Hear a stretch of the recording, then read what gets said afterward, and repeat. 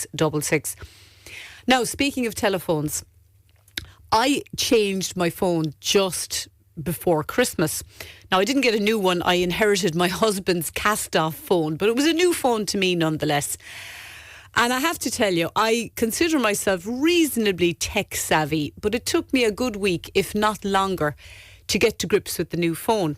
Now, this is bearing in mind that I had an iPhone and the new phone was also an iPhone, but there was a few differences between the two, and it took me quite a while to figure out what buttons to press and how things worked a little bit differently on this new phone. And as I said, I'm pretty okay with technology, but it did occur to me during that transition period that there are many people out there, a lot of them older than me and a good bit older than me, who have to have a mobile phone through necessity, and they probably discovered that during lockdown. But increasingly they find they're not entirely sure how to work that mobile phone, whether it's an iPhone or an Android. And they can there's others then maybe who can answer the phone or perhaps send or receive a text message, but they don't know what else to do with the phone. And the whole world of YouTube and Zoom and WhatsApp is completely foreign to them. Well, I reckon, as I said, there's a lot of people out there in that boat, and even a lot of people possibly around my age or younger who struggle with technology and wonder about all the different buttons on their phones. Well, with that in mind, I was very interested to hear about two schoolboys from County Galway called Paul Mannion and James Donoghue. Now, Paul and James are both in 5th year in school in Mount Bellew, and they came up with an idea for how to make the use of phones and the use of technology in phones more user-friendly for older people in particular. I spoke to them earlier, and first of all, Paul explained to me where the original idea came from. Yeah, so the idea came from my granny actually last Christmas. She got a mobile phone, and she was struggling with kind of using it and whatever. And she was kind of coming to me a lot, asking me different questions about it. And she was kind of, she wasn't really getting anywhere with it at all. And she was actually looking for a book herself, and she couldn't really find anything. So I kind of started writing down little notes on pages for her. And as time went on, then I kind of had a good bit of notes. But then when it actually came to the start of this year, we actually entered in the student enterprise competition. So this is a competition which allows the students to make their own business. So myself and Paul, the two of us went together, and we came up with this idea of, the phone, a book that would help people with their phone. Like an instruction book? Yeah, like an instruction book. And yeah, so basically it starts off with the basic features like the physical parts of the phone, and then we ran into a problem that we weren't sure what make a phone to cover.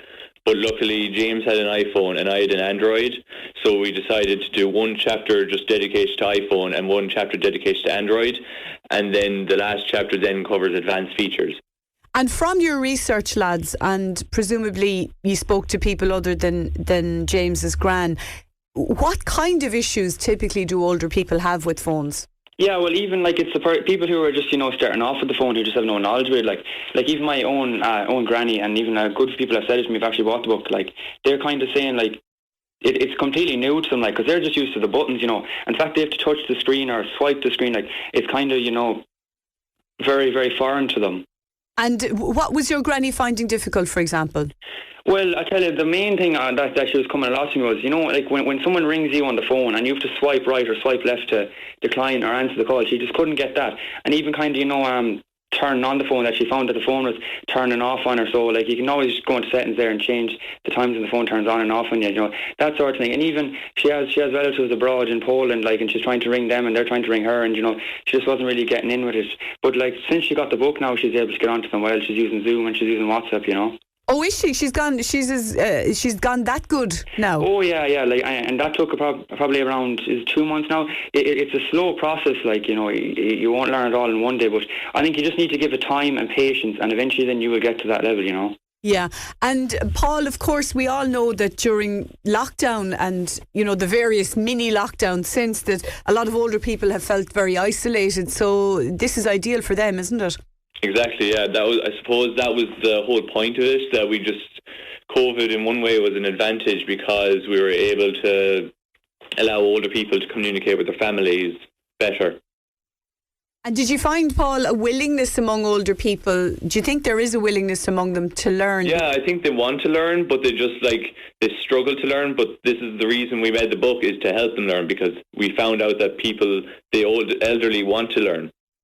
So, I mean, I presume most phones, I know most phones come with an instruction leaflet, but they're way too complicated and detailed, and they usually have very small print as well. So I could see why there would be a market for what you're doing.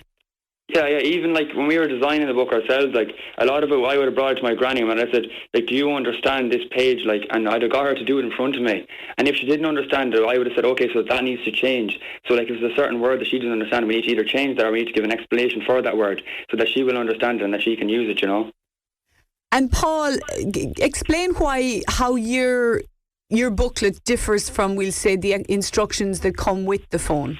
Well, we found out that a lot of the instructions in the phone just focus on the phone and maybe the physical parts and the settings of the phone, but our book covers apps inside the phone that are not linked to the phone itself, like mobile data and then YouTube and WhatsApp and Zoom and Google Maps and all that.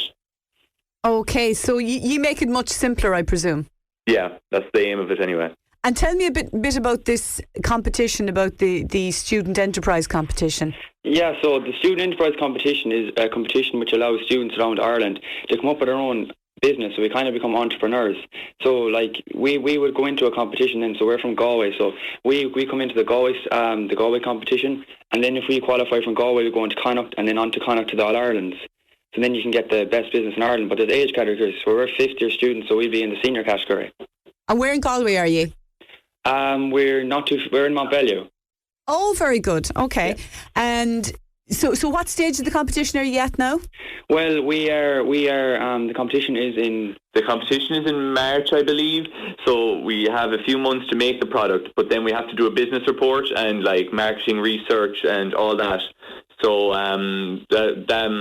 before March, we have to have all that done as well. So the book isn't readily available just yet? Oh no, yeah, the book is readily made. We released it there 4 weeks ago, and they are selling very well, like all over Ireland. We're kind of blown away with how well they're doing, and the feedback has been very good on them. And how much are you selling them for? It's €12 a book. Okay, and I presume they can be bought online, is it? They can, yeah. They can be bought online, and then anyone that can't get online, we have a number there that you can call to get onto that. Oh, very good. Okay, so we can give out the number before the end of the interview. Yeah. So as you said, you're being blown away by the reaction. So obviously, there's great feedback. Yeah, there is, like, and it's lovely to hear people kind of like say like how it's well illustrated, it's well put together. Like, you know, we actually are very proud of it. Yeah, well, fair play. And how about the printing of it and the production of it and all of that? How did you get around that, the cost of that?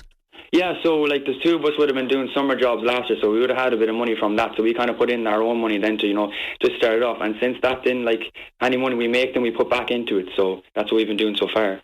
Okay, so you financed it yourselves? Yeah. Well, that's brilliant. Yeah, well, fair play, lads. That's I think you've hit. It's a wonder actually that nobody else came up with this idea, because it's so simple but so badly needed in this country. So I suppose all that remains to do really is to ask to tell you to give us the contact details, because I'm sure there'll be people here in Kerry who'd love a copy of that. Yeah, so you can give us a call on 083 056 1140. Okay, so that's 083 056 1140. And you have a Facebook page as well? Yeah, Facebook page is Know Your Phone, and our website is www.know-your-phone.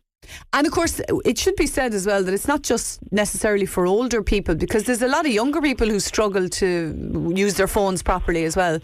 Yeah, like there's even people who've actually bought the phone that haven't really been necessarily older, and they actually seen features in the book that they never even knew that was possible on the phone, you know? Yeah. Exactly. Okay, well, it's a fantastic idea. Listen, lads, the very best of luck. I have a feeling you'll go far in that competition, but it was great to talk to you both, and good luck in the competition. Yeah, thank you very much. Thank you very much. And that was James Donoghue and Paul Mannion speaking to me earlier on. I must say I was really, really impressed by the lads. First of all, the way they came up with the idea, because James was chatting to his granny and trying to help her with the phone, and that's what inspired him. But I think what's made me even more impressed by them is the fact that they financed the printing of this book themselves, because they both had summer jobs. I mean, I think those are the kind of young people we need in this country, and I think those lads are going to go far. It's a great idea to take all the gobbledygook and the rigmarole out of explaining how to use a modern day mobile phone. And I think there's loads of older people out there who are very capable of learning. It's just a matter of taking the time and showing them some way of learning it at their own pace, and that's what these lads have done with that book. So definitely sounds like the kind of book you want to get a hold of, and you don't have to be an older person to struggle with technology, by the way. Plenty of us find it difficult and need a little help with it. So that number, I'll give out that number again. I haven't got it right in front of me, but I'll give out that number again in a few minutes' time if you want to ring either of the lads and get them to send you on a copy of the book. Okay, we're going to take a break. We've got